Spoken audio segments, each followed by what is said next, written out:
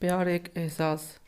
पिता की 13वीं से लौटी ही सीमा 15 दिन के लंबे अंतराल के बाद उसने लैपटॉप खोलकर फेसबुक को लॉगिन किया। फ्रेंड रिक्वेस्ट पर क्लिक करते ही जो नाम उभर कर आया उसे देखकर बुरी तरह चौंक गई। अरे यह तो शैलेश! उसके मुंह से बेखास्ता निकल गया। समय के इतने लंबे अंतराल ने उसकी याद पर धूल की मोटी चादर बिछा दी थी। लैपटॉप के सामने बैठे बैठे ही सीमा की आंखों के आगे शैलेश के साथ बिताए गए परत दर परत खुलते चले गए।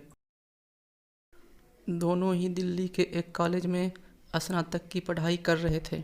शैलेश पढ़ने में अव्वल था। वह बहुत अच्छा गायक भी था। कॉलेज के हर सांस्कृतिक कार्यक्रम में वह बढ़ चढ़कर भाग लेता था। सीमा की आवाज़ भी बहुत अच्छी थी। दोनों कई बार डुएट भी गाते थे, इसलिए अक्सर दोनों का कक्षा के बाहर मिलना हो जाता था। एक बार सीमा को बुखार आ गया। वह 10 दिन कॉलेज नहीं आई तो शैलेश पता पूछता हुआ उसके घर उसका हालचाल पूछने गया। परीक्षा बहुत करीब थी, इसलिए उसको अपने नोट्स देकर उसकी परीक्षा की तैयारी करने में मदद की। सीमा ने पाया कि वह एक बहुत अच्छा इंसान भी है। धीरे धीरे उनकी नज़दीकियाँ बढ़ने लगी। कॉलेज में खाली समय में दोनों साथ साथ दिखाई देने लगे। दोनों को ही एक दूसरे का साथ अच्छा लगने लगा था। एक भी दिन नहीं मिलते तो बेचैन हो जाते। दोनों के हाव भाव से आपस में मुख्य प्रेम निवेदन हो चुका था। इसकी कॉलेज में भी चर्चा होने लगी।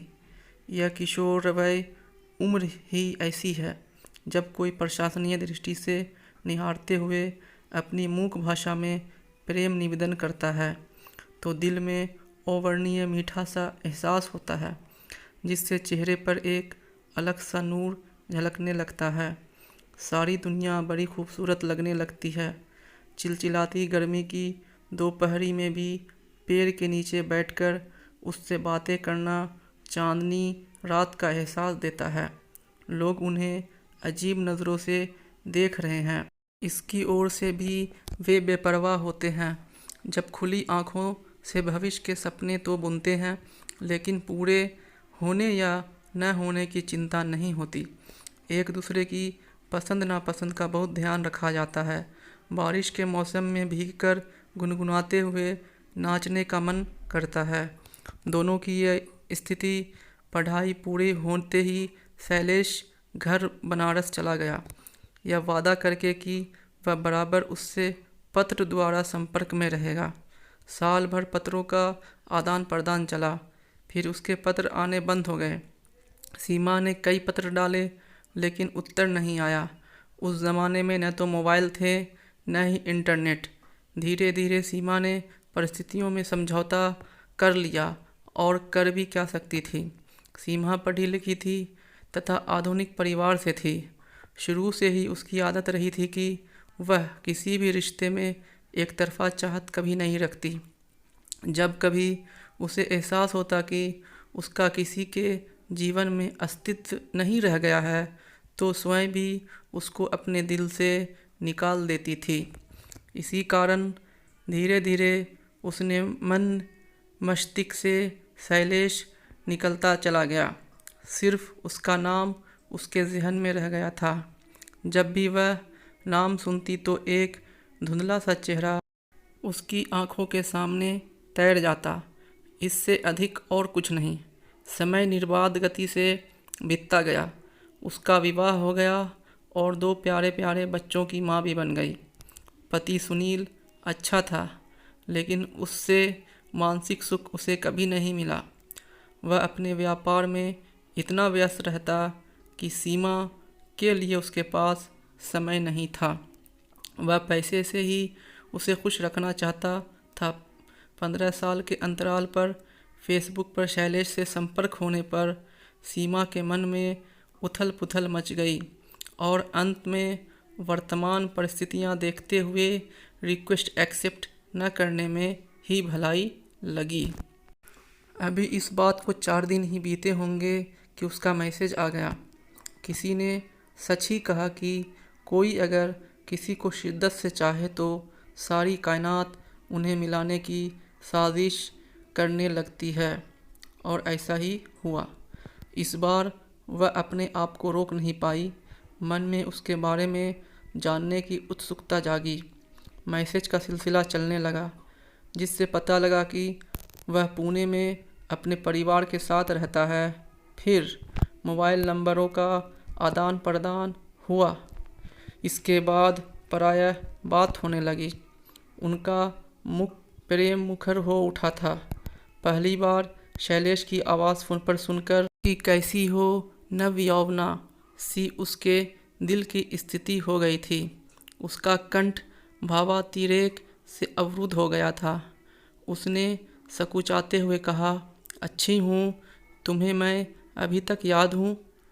मैं भूला ही कब था। जब उसने प्रत्युत्तर में कहा तो उसके दिल की धड़कनें बढ़ गई। उसने पूछा, फिर पत्र लिखना क्यों छोड़ दिया? तुम्हारा एक पत्र माँ के हाथ लग गया था तो उन्होंने भविष्य में तुम्हारा मेरा संपर्क में रहने का दरवाज़ा ही बंद कर दिया और मुझे अपना वास्ता दे दिया था। उनका इकलौता बेटा था, क्या करता? उसने सीमा से कभी भविष्य में साथ रहने का वादा तो किया नहीं था, इसलिए वह शिकायत भी करती तो क्या करती? एक ऐसा व्यक्ति जिसने अपने प्रेम को भाषा के द्वारा कभी अभिव्यक्त नहीं किया था, उसका उसे शब्दों का जामा पहनाना उसके लिए किसी सुखद सपनों का वास्तविकता में परिणत होने से कम नहीं था। यदि वह उससे बात नहीं करती तो इतनी मोहक बातों से वंचित रह जाती। समय का अंतराल परिस्थितियाँ बदल देता है, शारीरिक परिवर्तन करता है, लेकिन मन अछूता ही रह जाता। कहते हैं हर इंसान के अंदर बचपना होता है जो किसी भी उम्र में उचित समय देखकर बाहर आ जाता है। उनकी बातों दोस्ती की परिधि में तो कतई नहीं थी। हाँ, मर्यादा का भी उल्लंघन कभी नहीं किया। शैलेश की बातें उसे बहुत रोमांचित करती थी। बातों से लगा ही नहीं कि वे इतने सालों बाद मिले हैं। फ़ोन से बातें करते हुए उन्होंने उन पुराने दिनों को याद कर के भरपूर जिया। कुछ शैलेश ने याद दिलाई जो वह भूल गई थी, कुछ उसने याद दिलाई। ऐसा लग रहा था जैसे कि वे उन दिनों को दोबारा जी रहे हैं। 15 सालों में किसके साथ क्या हुआ वह भी शेयर किया। आरंभ में इस तरह बात करना उसे अटपटा अवश्य लगता था। संस्कारगत थोड़ा अपराध बोध भी होता था और यह सोचकर भी परेशान होती थी कि इस तरह कितने दिन रिश्ता निभेगा। उसी ऊहा-पोह में 5-6 महीने बीत गए। दोनों ही चाहते थे कि यह रिश्ता बोझ न बन जाए। यह तो निश्चित हो गया था कि आग लगी थी दोनों तरफ बराबर। पहले यह आग तपिश देती थी, लेकिन धीरे धीरे यही आग मन को ठंडक तथा सुकून देने लगी। उनकी रस भरी बातें उन दोनों के ही मन को गुदगुदा जाती थी। एक बार शैलेश ने एक गाने की लाइन बोली, तुम होती तो ऐसा होता, तुम यह कहती। उसकी बात काटते हुए सीमा बोली, और तुम होते तो कैसा होता। कभी सीमा चुटकी लेती, चलो भाग चलते हैं। शैलेश कहता, भाग कर जाएंगे कहाँ। एक दिन शैलेश ने सीमा को बताया कि ऑफिस के काम से वह बहुत जल्दी दिल्ली आने वाला है। आएगा तो वह उससे और उसके परिवार से अवश्य मिलेगा। यह सुनकर उसका मनई मूड नाच उठा। फिर कड़वी सच्चाई से रूबरी होते ही सोच में पड़ गई कि अब सीमा किसी और की हो चुकी है। क्या इस स्थिति में उसका शैलेश से मिलना उचित होगा? फिर अपने सवाल का उत्तर देते हुए बुदबुदाई कि तो क्या हुआ, समय बहुत बदल गया है। एक दोस्त की तरह मिलने में बुराई ही क्या है। सुनील की परवाह तो मैं तब करूँगी जब वह मेरी परवाह करता हो। खुश रहने के लिए मुझ भी तो कोई सहारा चाहिए। देखूं तो सही इतने सालों में उसमें कितना बदलाव आया है। अब वह शैलेश के आने की सूचना की प्रतीक्षा करने लगी थी। अंत में वह दिन भी आ पहुंचा जिसका वह बेसब्री से इंतज़ार कर रही थी। सुनील बिजनेस टूर पर गया हुआ था। दोनों बच्चे स्कूल गए हुए थे। उन्होंने कैनॉट प्लेस के कॉफ़ी हाउस में मिलने का समय निश्चित किया। वह शैलेश से अकेले घर में मिलकर कोई भी मौका ऐसा नहीं आने देना चाहती थी कि बाद में उसे आत्मग्लानि हो। उसे लग रहा था कि इतने दिन बाद उसको देखकर कहीं वह भावनाओं में बहकर कोई गलत कदम न उठा ले, जिसकी उसके संस्कार उसे आज्ञा नहीं देते थे। शैलेश को देखकर उसे लगा ही नहीं कि वह उससे इतने लंबे अंतराल के बाद मिल रही है। वह बिल्कुल नहीं बदला था, बस थोड़ी सी बालों में सफ़ेदी झलक रही थी। आज भी वह उसे बहुत अपना सा लग रहा था। बातों का सिलसिला इतना लंबा चला कि ख़त्म होने का नाम ही नहीं ले रहा था। इधर उधर की बातों करते हुए जब शैलेश ने सीमा से कहा कि अगर उसे अपने वैवाहिक जीवन से कोई शिकायत नहीं है, लेकिन उसकी जगह कोई नहीं ले सकता, तो उसे अपने आप पर बहुत गर्व हुआ। अचानक शैलेश को कुछ याद आया। उसने पूछा, अरे हाँ, तुम्हारे गाने के शौक़ का क्या हाल है? बात बीच में काटते हुए सीमा ने उत्तर दिया, क्या हाल होगा, मुझे समय ही नहीं मिलता। सुनील तो बिजनेस टूर पर रहते हैं और न ही उनको इन सब का शौक़ है। अरे उनको शौक़ नहीं है तो क्या हुआ, तुम इतनी आश्रित क्यों हो उन पर? कोशिश और लगन से क्या नहीं हो सकता। बच्चों के स्कूल जाने के बाद समय तो निकाला जा सकता है।